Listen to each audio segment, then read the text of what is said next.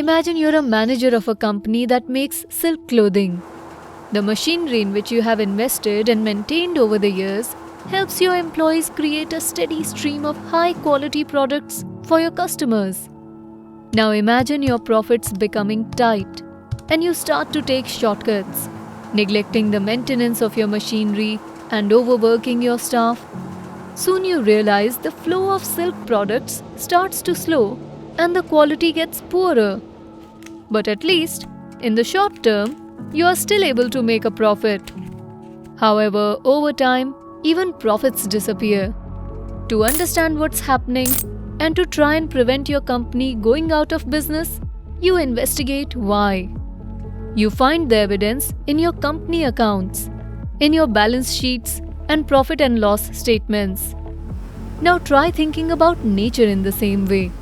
Imagine nature as a store of wealth or natural capital which delivers a constant flow of benefits to society, such as filtered water, wood, and coastal protection. It's a pretty simple leap of imagination. If we don't conserve natural capital, if we don't invest in nature as an asset, its flow of benefits to our society will decline, much like the products from our company. But most of the time, we don't look at nature this way. Instead, we see it as an endless source of bounty or as a sink in which to pour the end products of unsustainable production and consumption. Each year, this natural capital is responsible for producing trillions of dollars worth of goods and services globally. Without this contribution, our economies and societies could not flourish. Despite its importance, we do not adequately account for our natural capital. Perhaps if we did,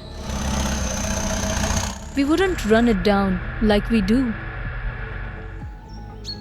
So, how can we better account for nature in our decision making?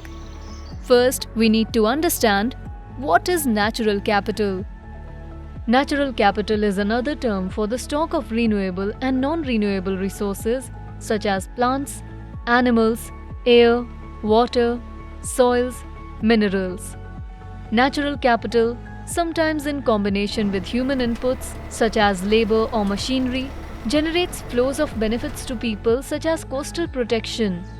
The contribution of ecosystems to these benefits are called ecosystem services. Through a global process led by the United Nations, the System of Environmental Economic Accounting, or the SEA, is the statistical framework in support of natural capital accounting. It is an internationally agreed framework for producing internationally comparable statistics on the environment and its relationship with the economy based on standard concepts, definitions, classifications, and accounting rules. So, what does the SEA allow us to measure? The SEA consists of accounts compiled in physical and monetary units. The SEA ecosystem accounts allows to measure the extent and condition of our ecosystems and where they are located in the landscape. The SEA also measures the ecosystem services provided by the ecosystems as well as who benefits from them. This makes the contributions of nature to well-being visible.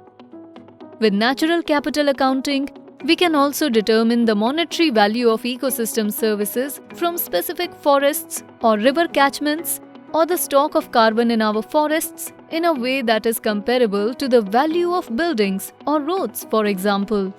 This is vital to mainstream ecosystems and biodiversity in economic decision making.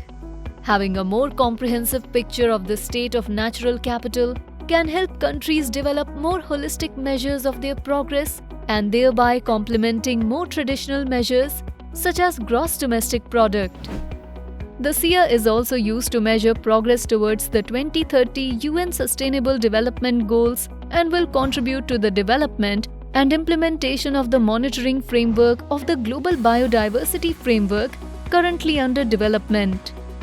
India has been compiling and publishing environmental statistics since 1997. Being part of the Natural Capital Accounting and Valuation of Ecosystem Services project has enabled the Ministry of Statistics and Program Implementation to set up the SEA implementation, advance its capacity for natural capital accounting. India joins more than 80 other countries around the world implementing the SIA. Implementing the SIA, natural capital accounting can be integrated into national accounts to help decision makers in policy and planning and to fully account for all our natural capital. Find out how India is implementing the SIA at mospi.gov.in.